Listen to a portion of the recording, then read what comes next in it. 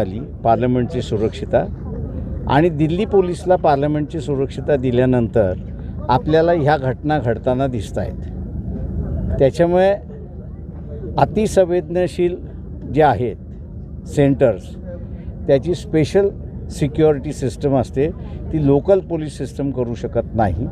आणि म्हणून ह्या घटना उद्या अजून काही घडली तर आश्चर्य मानायला हरकत नाही आहे। बाळासाहेब, त्या मुलांच्या मनात राग होता व्यवस्थेविरुद्ध आहे ना। माझं म्हणणं असं आहे की कुठच्या घटनेला किती महत्त्व द्यायचं आणि किती द्यायचं नाही ते मी असं म्हणेन की त्याला शासनाने शिकलं पाहिजे।